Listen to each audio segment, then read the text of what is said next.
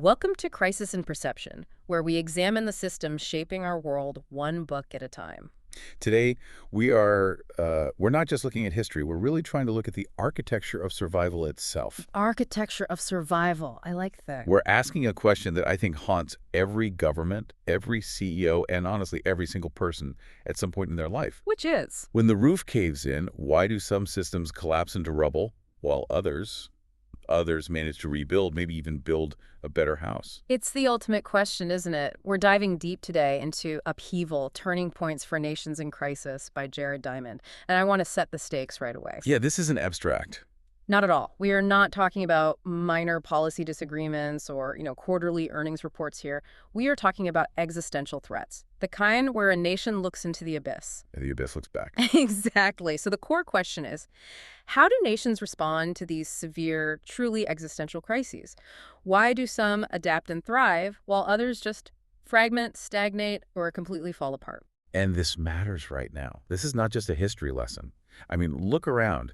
Many modern states are facing what systems theorists would call simultaneous internal and external pressures. Right. The pressure is coming from everywhere at once. It is.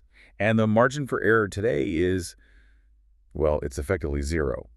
One wrong move, one critical failure of perception, and the whole system can spiral. So, to be clear, our mission today is very specific. This isn't a biography of Winston Churchill or a list of, 10 steps to fix your economy. No, it's not a self-help book for countries. It's a comparative analysis of crisis response systems. We are looking at the mechanics of the machine. How does it work? Why does it break? And our guide for this is Jared Diamond. Now, most people, when they hear that name, they think of guns, germs, and steel. The geography guide, the ultimate, it's not your fault, it's where you live argument. Exactly. Yeah. He argued that your latitude and your local animals basically determined your destiny. Then he wrote Collapse. Which was about environmental suicide, how societies destroy their own ecosystems and bring about their own ruin. Right. But Upheaval. This is different. This feels like the third part of a trilogy.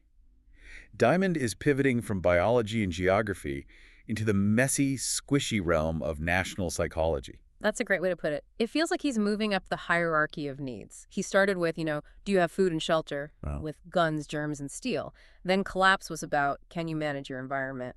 And now he's at the top of the pyramid asking, do you have a functional mind? That's it. That's a perfect summary. But And to navigate this, he uses a framework that is surprisingly intimate for a geopolitical book. He calls it the therapeutic analogy. okay, let's unpack this, because usually when we talk about geopolitics or statecraft, the language is all about trade balances, aircraft carriers, GDP, treaties, Hard power. hard power. We don't talk about therapy. It sounds a bit, it sounds a bit soft for this field. It sounds soft, I know. But it's actually incredibly rigid in its logic. Diamond's core argument is that nations behave remarkably like individuals undergoing personal trauma. So the state is just a person writ large. In terms of the system dynamics of crisis, he argues yes. The mechanisms required for a nation to survive a crisis are almost identical to the mechanisms you or I would need to survive a divorce, a bereavement, or a complete career collapse. That's a huge claim. It is. And to understand it, we have to start where Diamond starts.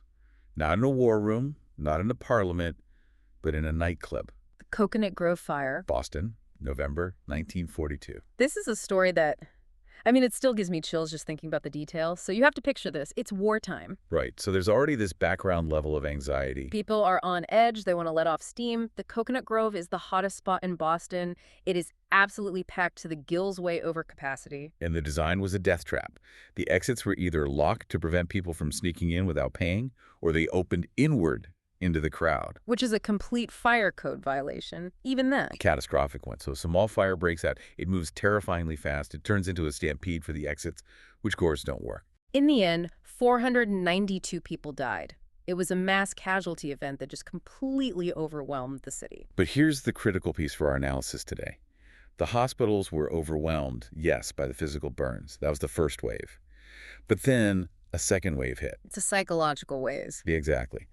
You had survivors plagued by the most intense survivor's guilt. Yeah. Why did I live when my friend who was standing right next to me died? Horrifying. You had families facing a sudden, violent loss of identity. A woman who woke up that morning as a wife went to bed as a widow. A father lost all his children. The entire structure of their reality, their personal narrative, had collapsed in an instant. It shattered their perception of a safe world. It did. And this event, this tragedy, actually birthed the modern field of crisis therapy. Psychiatrists like Eric Lindemann were on the ground, and they realized something fascinating. What did they see? They noticed that during a crisis, which they found usually lasts about 6 weeks in its acute phase, a person's old habits fail. The old you just doesn't work anymore.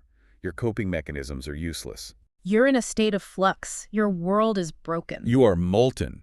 You are uniquely open to change because you have no other choice. The previous pathways in your brain, the routines of your day, they all lead to a dead end.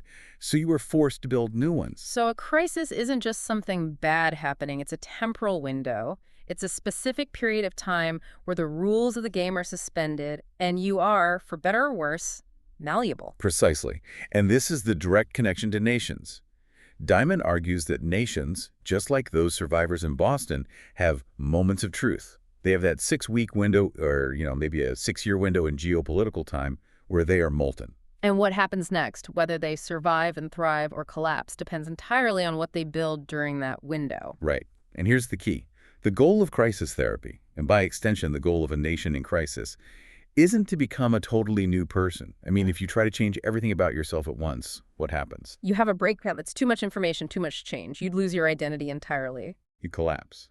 You lose your mind. So the goal is to build what Diamond calls a mosaic. I love this concept, the mosaic. It's so powerful. It is the core of the entire book. Successful adaptation isn't about total reinvention. It's not about burning the old you to the ground.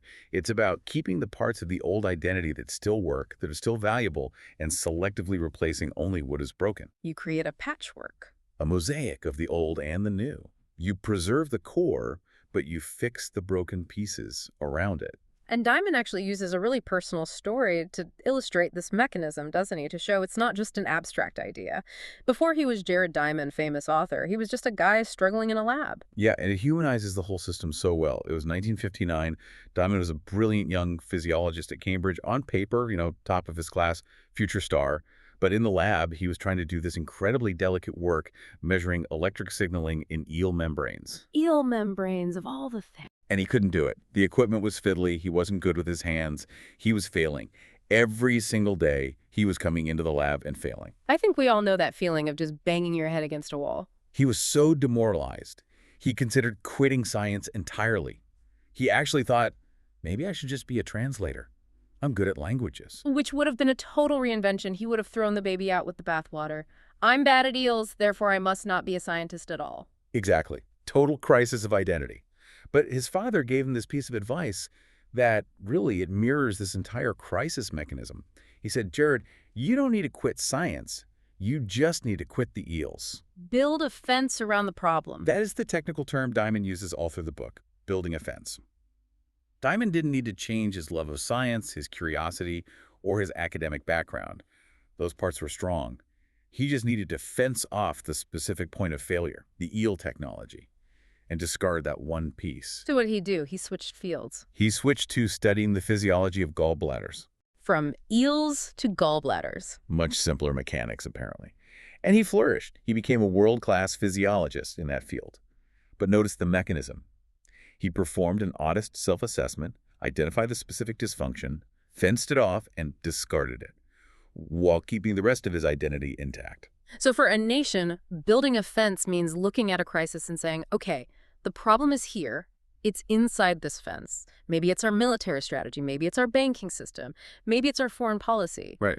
But everything outside that fence, our language, our culture, our core values, our history, that's still us. We keep that. Precisely. And that leads us right to the central thesis of the book, stated plainly. Nations navigate crises successfully only when they perform honest self-assessment, identify the core values worth preserving, and adapt selectively within their given structural constraints. It sounds so logical when you say it like that. Just be honest with yourself and fix what's broken. But as we're about to see with the case studies, honest self-assessment is incredibly hard for a human being. For an entire country of millions of people, it seems almost impossible. It is the hardest step.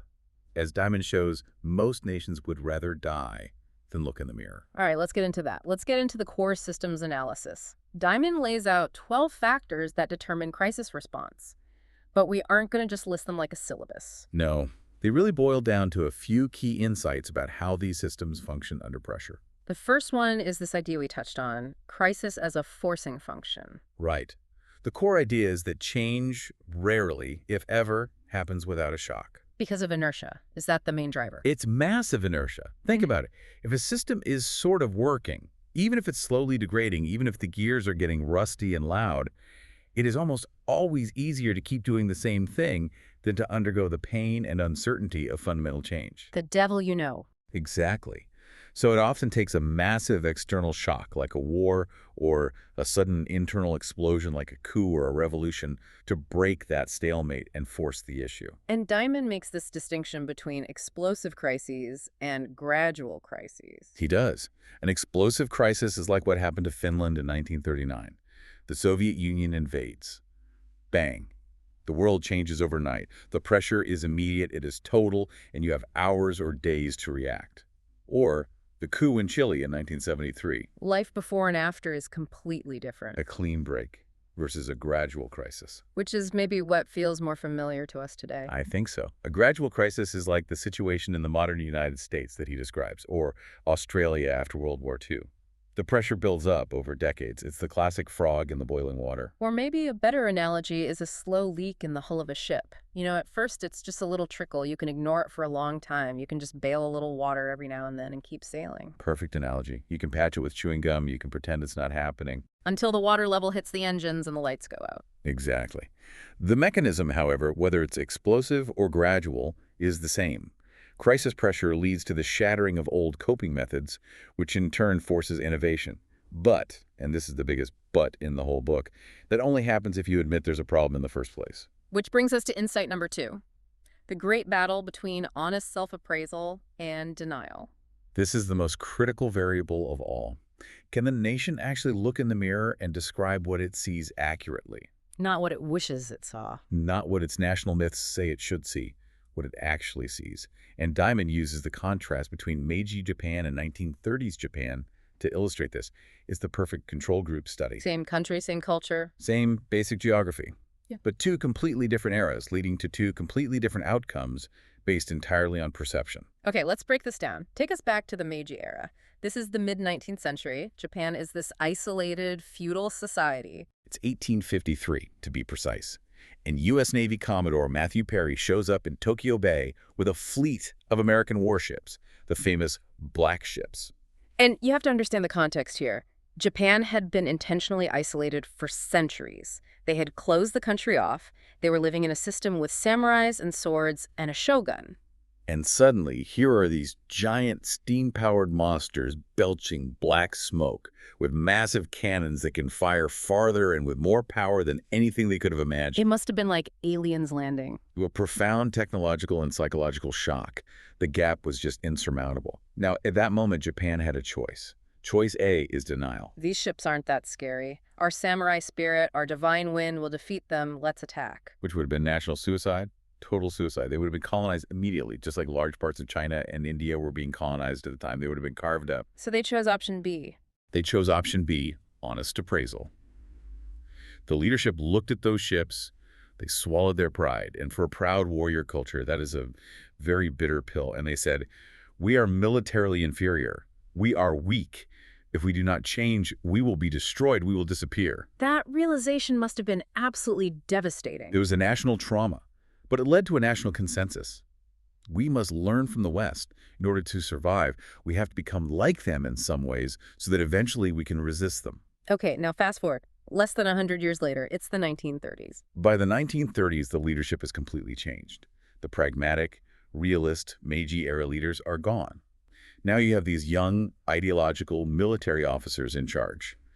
And they indulge in the most profound denial. They looked at their potential adversary, the United States. An industrial juggernaut with a population twice the size of Japan's, with limitless oil and steel. Yeah. And they deluded themselves. They completely ignored the math. They stopped looking at logistics, at resources. They ignored it all. They believe in a mystical ideology of spirit over matter. They genuinely convinced themselves that the Japanese fighting spirit, the Yamato Damashi, could overcome American steel and American oil. Which is a beautiful, romantic story to tell yourself, but it's a terrible strategy for fighting an industrial war. It's a fantasy. And this is the point. Denial blocks the feedback loop. If you cannot acknowledge the reality of the problem, which is factor number 1 of Diamond's 12 factors, then no rational solution is even possible. You can't solve a problem you refuse to see. Exactly. The 1930s leadership led their nation into absolute ruin because their perception of reality was fundamentally flawed. They were living in and acting on a fantasy world where willpower could stop bullets and sink aircraft carriers. So once you admit the problem, if you can get past that massive hurdle, you have to act. And this brings us back to selective change. You mentioned building a fence. Let's look at how Meiji Japan actually did this in practice, because they didn't just become Americans. They didn't just start wearing top hats and forget their entire history. No, far from it. This is the brilliance of the mosaic concept in action. They performed a very careful audit of their own society. They had to figure out what to keep and what to change. So what did they keep? They decided to keep the emperor as a symbol of national unity, a really important choice. They kept the language, they kept the core culture, the aesthetics, the tea ceremonies, the family structures, the social hierarchies. So the core identity, the Japaneseness of Japan, remained intact. Yes, that was the stuff they put outside the fence. But inside the fence, the area designated for radical change. They put the military, the constitution, the industrial base, the entire education system, the legal code. And they changed them radically. Completely. They built a new system by borrowing from the West. But it was a Japanese system, built for Japanese purposes. It's a masterclass in selective change. It's fascinating because you see this exact same mechanism, this building a fence, in Finland. And I want to spend some real time on Finland because their story feels, it feels the most applicable to the modern world, this idea of living next to a giant you can't defeat. Finland is perhaps the ultimate example of successful adaptation under extreme constraint. To really get it, we have to set the scene properly. It's 1939, the Winter War. Stalin invades. This is the ultimate David versus Goliath story. It was an ant versus an elephant, a nation of a few million against the Soviet behemoth. But as it turned out, the ant had a machine gun and knew how to ski. The Finns fought back with incredible tenacity. We're talking about ski troops in white camouflage just appearing out of the snow, destroying entire Soviet tank columns, and then disappearing back into the forest. They inflicted massive, humiliating casualties on the Red Army. But they couldn't win indefinitely. The math just wasn't on their side. The Soviets had endless reserves of men and machines. So eventually, they lost territory. They did. And this is where the honest appraisal kicks in again. After the war, which they technically lost, ceding about 10% of their territory, they had a moment of brutal clarity. They realized they were in a permanent trap. The geography wasn't changing? Their geography would never change. They share a massive, indefensible border with Russia. That was a permanent structural constraint. And crucially, they learned no one was coming to help them. So they had to build a fence, a very painful one. They built a fence around their domestic independence, their internal self. They said, inside this fence, we must remain a free Western capitalist democracy. We must remain Finnish. That is non-negotiable. But to protect what was inside the fence? To protect that core, they had to change everything outside the fence, specifically their foreign policy. They had to appease the Soviet Union. This is the controversial policy that became known as Finlandization. Can you describe what that actually looked like on a day-to-day basis? Because it wasn't just signing a treaty, it was a whole way of life. It was a painful, deeply pragmatic, and often humiliating compromise. They essentially let the Soviets have a veto over their international stance. Finland didn't join NATO. They didn't join the European Economic Community for a long time. They didn't criticize the Soviet Union and the United Nations. And it went deeper than that, right? Yeah. Into their press. It did. Finnish newspapers, and this is the chilling part, without any official government order, would censor themselves. They wouldn't publish negative stories about the USSR because they knew it would poke the bear next door. They called it self-censorship. That sounds terrifying, to have your free press voluntarily silence itself out of pure strategic fear. It feels like submission. It feels like a betrayal of democratic values. And for decades, many in the West looked down on Finland. They called them cowards, Soviet puppets. But from a systems perspective, it was absolute genius. Because it worked. It worked perfectly. By sacrificing their voice on the international stage, they saved their soul at home. They remained a free, prosperous Western democracy right on the border of a totalitarian giant all through the Cold War. They fenced off their foreign policy to save their domestic freedom. That requires an incredible amount of national discipline and unity, which leads directly to insight number 4, this idea of national identity as a stabilizing constraint. Diamond compares this to ego strength in an individual. Yes. Think about a person with high ego strength. And this isn't about arrogance, it's about having a solid core. A person with high ego strength knows who they are. If you criticize them, they don't fall apart. They can handle failure. They can handle humiliation because their fundamental sense of self is secure. So Finland could endure the humiliation of appeasing the Soviets because they knew deep down, we are still Finland. This is a game we are playing to survive, but it doesn't change who we are. Exactly. A strong, shared sense of who we are is necessary to endure the pain of radical change. Think about it. The Finns had to pay massive war reparations to the Soviets. They sent trainload after trainload of goods to Russia, draining their own post-war economy. They did it without complaining. They just got to work and did it. Why? Because of that fierce shared identity. And what happens when that identity fractures? When there's no we? Then you get a place like Chile in the 1970s. The breakdown of a shared national identity leads directly to polarization. When you no longer see the other side of the political aisle as fellow citizens with a different opinion, but as enemies of the nation, the ego strength of the country collapses. It can't handle pressure anymore. This connects directly to insight number 5, the dynamic between external threats and internal cohesion. It's a fascinating dynamic that you see over and over. External pressure. Yeah. Like the Soviet Union pressing on Finland or Commodore Perry's black ships appearing in Japan. It often unifies a country. Right. It forces everyone into the same boat. It's us versus them. We are all in this together against the outside threat.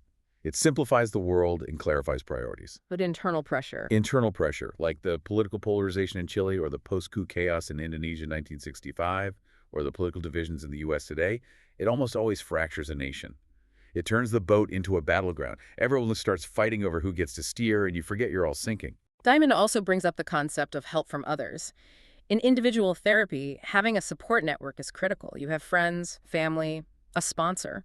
But nations, he points out, often don't have that luxury. This is the harsh lesson of what he calls geopolitical loneliness. Finland, during the Winter War, fully expected help from Sweden and the West. They pleaded for it. And it never came, not in any meaningful way. It never came. They learned the hard lesson that, at the end of the day, nations ultimately stand alone. You have to solve your own problems. There is no 9/11 for nations. You can't call a global therapist. So before we dive even deeper into the other case studies, there's one more core structural insight we need to cover, the concept of structural limits. Diamond really emphasizes that nations do not have total free will. No, this is his factor number 12, and it's a callback to his earlier work. We are all constrained by the system of the world. You cannot choose your geography. You cannot choose your neighbors. You cannot choose your history. He uses Germany as the prime example here. Germany is located in the dead center of Europe. It has flat, open borders on the North European plain. It has neighbors on all sides: France, Poland, Austria, Denmark. It cannot isolate itself the way the U.S. or the U.K. can. Britain has the English Channel as a moat. The U.S. has 2 massive oceans. Exactly. Germany is a hallway. Armies and traders and ideas are always going to be walking through it. So its foreign policy is structurally dictated by the fact that it has to constantly manage many powerful neighbors. It has to be engaged. It has to be diplomatic or historically aggressive, but it can't just check out and ignore everyone. And Finland. The Finnish leaders had a famous saying, "Our geography will never change." They are permanently stuck next to Russia. No amount of ideology, no amount of wishful thinking changes that physical constraint. Any crisis response system that ignores the fundamental reality of geography is doomed to fail from the start. Okay, so let's use these insights to explicitly map out some of these systems. We've touched on Finland and Meiji Japan, but I want to dive into the mechanics of the Meiji adaptation a bit more. Because using models, his factor number 5 is so interesting. They literally went shopping for a new government. It was the ultimate shopping spree. Yeah. Once they made that honest appraisal and admitted they were behind, they didn't try to invent everything from scratch. That would have been slow and inefficient. Instead, they sent out what was called the Iwakura mission. This was a major diplomatic voyage around the entire world. For almost 2 years. They went to the United States, to Great Britain, to Germany, to France, and they took meticulous notes. They were shopping for institutions. So what did they buy? Well, they look at the British Navy, the Royal Navy, and said, okay, these guys rule the waves. They have the best system. We will copy their naval structure, their ships, their training. Then they looked to the German army, the Prussian army, and said, these are the best land forces in the world. We will copy their discipline, their general staff system. And it wasn't just military. They looked at the French police system, the American postal and banking systems. They even shopped for a constitution. They analyzed the American Constitution with its emphasis on individual liberty and the German Constitution, which gave more power to the monarch and the state. And they decided the German one, being more authoritarian, fit their existing national identity better. It was less of a leap. That is so profoundly pragmatic. It's almost completely devoid of ego. It's like saying, we don't care where the idea comes from as long as it works for us. But again, this is key. They adapted everything to the Japanese core. They didn't become British or German. They took these powerful modern limbs and grafted them onto the ancient Japanese trunk.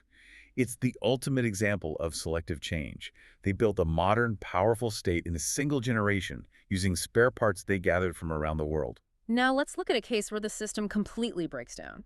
Case study C. Chile in the 1970s. Yes. Chile in the early 70s is a tragic case study in the breakdown of political compromise. The crisis wasn't an external invasion, it was an internal explosion. So the actors here are the political left, led by the democratically elected Marxist president, Salvador Allende. You have the political right, you have the military, and of course you have the influence of the United States behind the scenes, fearing another Cuba. The crisis fundamentally was polarization. Diamond describes a legislative system in Chile that for decades had worked based on compromise and a shared political center. But slowly, over the 1960s, that center hollowed out. The left became more radical. The right became more reactionary. That was the end of the middle ground. The idea of loyal opposition disappeared. It did. And when the feedback loop of political compromise breaks, the system loses its ability to self-correct. It loses its flexibility. The crisis was the political stalemate, and the system sought a violent reset. The solution, and I use that word very darkly, was the 1973 coup. General Pinochet, a brutal military dictatorship. Years of torture, disappearances, the silencing of all dissent. A complete system collapse. But Diamond argues that the eventual return to democracy in Chile decades later, after Pinochet, also involved a mosaic, a selective change. This is the part of the story that might really surprise people. Because usually, when a brutal dictator falls, the first instinct is to burn everything he ever touched. You want to reverse every single policy, erase his legacy completely. But the Chilean center-left, when they finally regained power, they did something remarkably pragmatic and, frankly, very Meiji-like. They looked at the economy. Pinochet, for all his brutality, had, with the help of economists from the University of Chicago, implemented radical free market reforms. These reforms, at a very high social cost, had eventually stabilized inflation and created economic growth. So they built a fence. They did. They fenced off the human rights abuses, the authoritarianism, the torture, the secret police. They discarded all of that, prosecuted some of it, but they kept the core of the free market economic model. That must have been an incredibly difficult, almost impossible pill for a leftist government to swallow. To keep the economic policies of the man who tortured and killed their friends and colleagues. Unimaginably difficult. It was a political risk. Yeah. But it was a systems decision. They realized that swinging the economic pendulum all the way back to Allende-style socialism would probably just cause another crisis, another round of instability. Yeah. So they compromised. They created a hybrid system. And today, Chile is one of the most stable and prosperous nations in Latin America, largely because of that painful but effective selective change. Let's move across the Pacific to case study D, Australia. This one feels less violent. There were no tanks in the streets of Canberra. But the psychological shift was just as profound. It's a crisis of identity. For over a century, Australia had to slowly, painfully realize it was no longer a British outpost in Asia. For a long time, Australia really viewed itself as just a distant part of Britain. There was this phrase, the crimson thread of kinship. They were in their own minds British subjects living in the sun. Their defense policy, their trade policy, their cultural identity, it was all oriented towards London. But then came the shock, World War II. Specifically, the fall of Singapore in 1942. Explain the significance of Singapore for the Australians. Singapore was the linchpin of British power in Asia. It was the Gibraltar of the East. The Australians had been assured for decades that the mighty British Navy, based in Singapore, would always be there to protect them from any threat. When Singapore fell to the Japanese in a matter of days and the British fleet was sunk, The entire illusion shattered overnight. Britain couldn't protect them. Britain was fighting for its own life in Europe. It couldn't spare the resources. Right. Australia was suddenly terrifyingly alone in Asia. And then the Japanese started bombing Darwin on the northern coast of Australia itself. It must have felt like total abandonment. It was the shock that broke the fantasy. They had their moment of honest appraisal. We are alone. The system's response was slow at first, but profound. Over the next few decades, they had to pivot their entire national strategy. They eventually abandoned the White Australia policy. A policy that had restricted non-European immigration for generations. Yes. They had to, because they realized they were geographically part of Asia, not Europe. Geography wins again. That structural constraint. It always does. They shifted their defense allegiance to the United States, the new protector in the Pacific, and their economic allegiance to Asia. They started trading with their former enemy, Japan, and then later with China and South Korea. And Diamond highlights the role of Prime Minister Gough Whitlam in crystallizing this change. Whitlam in 1972. It was a whirlwind. In just 19 days, he ratified international treaties on human rights. He recognized Communist China. He ended military conscription, and he began tearing down the last remnants of the British race ideology. It was a rapid, decisive updating of the national software.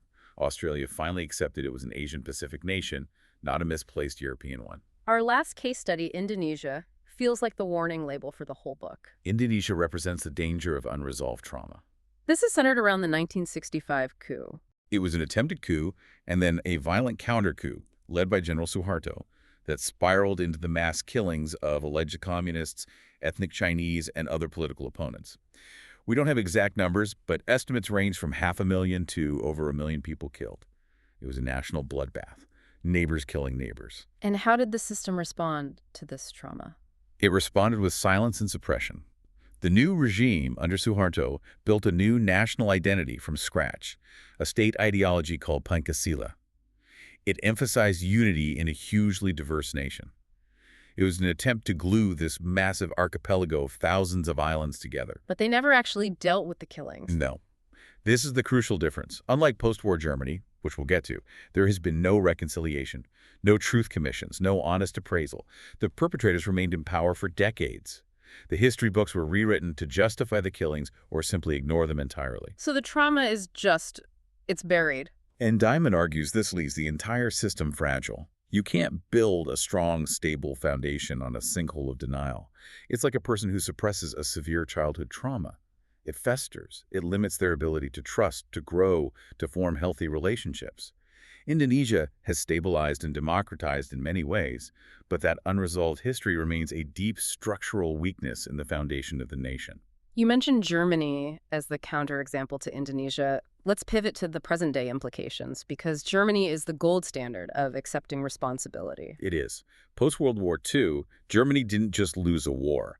They had to confront the moral abyss of the Holocaust. And over decades, and it wasn't immediate, it really took the student generation of the 1960s to push it, they engaged in the most painful, public, honest appraisal imaginable. They built monuments to their victims, not to their generals.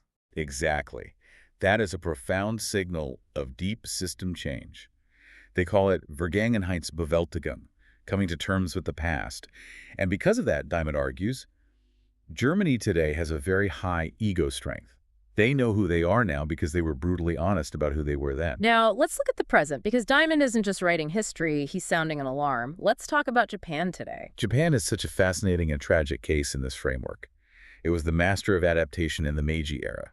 But now it's facing a slow-motion, gradual crisis. The numbers are stark. Massive public debt, the world's oldest population, a dangerously low birth rate. And a persistent structural problem with the role of women in the economy. So Diamond applies his system analysis, and his diagnosis is clear. Japan is currently in a state of denial. How so? Where's the denial? Well, they have a massive escalating population crisis. They need more workers to support their elderly and drive the economy. The obvious model to solve this one, used by the U.S., Australia, Canada, Germany, is immigration. Importing labor. But Japan's political and social system refuses to seriously consider large-scale immigration because it conflicts directly with their core value of ethnic and cultural homogeneity. They want to stay Japanese. So the fence is in the wrong place. They're protecting the wrong thing. Exactly. They're fencing off their cultural purity, but that fence is slowly strangling their economy and their future. They are also, in a way, fending off traditional gender roles, making it incredibly difficult for women to have both a career and a family, which in turn worsens the birth rate. The system is flashing red warning lights everywhere, but the honest self-appraisal about these core identity issues is missing.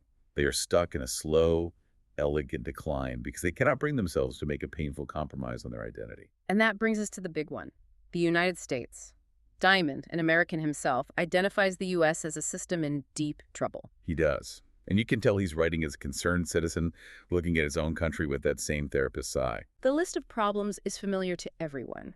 Extreme political polarization, the breakdown of compromise, low voter turnout, staggering inequality, declining investment in public goods like infrastructure and education. But the systemic failure he points to is what's really interesting. It's not just that politicians are fighting. It's that the underlying mechanism of problem-solving itself is broken. And he argues the biggest reason is the U.S.'s refusal to use models. This is factor number 5 again. The American exceptionalism trap. Right. Exceptionalism sounds like a compliment. We're special. But in systems theory, it's a blinder. It's a form of arrogance that prevents learning. Because of the pervasive belief that we are unique, the U.S. system refuses to learn from other successful, developed nations. It's the not-invented-here syndrome on a national scale. 100%. We don't seriously look at Canada's or Taiwan's single-payer healthcare systems. We don't look at Germany's world-class vocational training and apprenticeship programs. We don't look at Australia's compulsory voting system to address low turnout. We don't say, hey, that works really well for them. How could we adapt that here? Instead, the immediate response is always, that won't work here because we're different, we're special. Which is just another form of denial. It prevents the adoption of proven solutions from elsewhere. Meiji Japan survived and thrived because they had zero ego about copying good ideas. The U.S. is struggling because its ego is too big to learn from anyone else. And then there's the bunker mentality. This detail from the book really stuck with me. The reporting on wealthy Americans buying bunkers or land in places like New Zealand. It is a chilling detail. From a systems perspective, this is a catastrophic failure of national solidarity. It's the elites cashing out. They're planning their escape route. When the people with the most resources, the people who should be investing in and leading the adaptation, are instead trying to exit the system rather than fix it, it's a terminal sign. It means the feedback loops are completely broken. They aren't investing in the solution, they're investing in their own survival amidst a collapse they see as inevitable. It's the absolute opposite of the Finns all pulling together to pay war reparations. The Finns shared the burden. The bunker mentality says, I'll save myself, and good luck to the rest of you. It is the exact opposite of building a mosaic. It is active fragmentation. Finally, in his last chapter, Diamond scales this up to global systems, nuclear weapons, climate change, resource depletion. And the mechanism here is terrifyingly simple and bleak. We have the crisis pressure. Climate change is a clear, scientifically proven external pressure on the entire global system. But we lack the two things needed for a successful response. A shared identity and a decision-making body. Exactly. There is no global identity or world government required to enforce painful changes.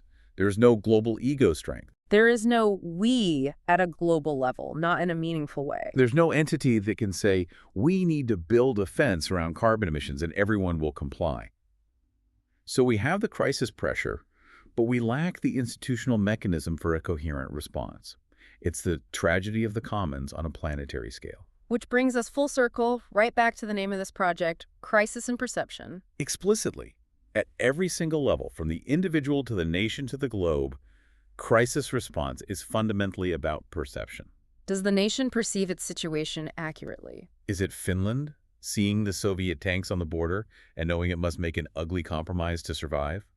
Or is it 1930s Japan, seeing a fantasy of divine invincibility and marching towards self-destruction? Perception is everything. And part of that is avoiding the danger of victimhood. This is his factor number 2, accepting responsibility. Nations that blame others, that wallow in victimhood, they stagnate. It's not our fault. It's the global economy's fault. It's the immigrants' fault. It's our colonial past's fault. Versus the nations that accept their constraints and just get to work. Like Finland. Like post-war Germany, they said, this is our mess. We are responsible for fixing it. Systems, like people, resist self-examination because it is profoundly painful. Our perception naturally wants to filter out the bad news until the dam finally breaks. So as we wrap up, let's try to summarize this. We need to reflect on the core mechanisms here. What is the big takeaway? I think the biggest takeaway is to view crisis as a process. It is not just a single bad event. It is a turning point that forces a choice. It reveals who you are. And the importance of awareness in making that choice. That's it. The whole book is about national choice under constraint.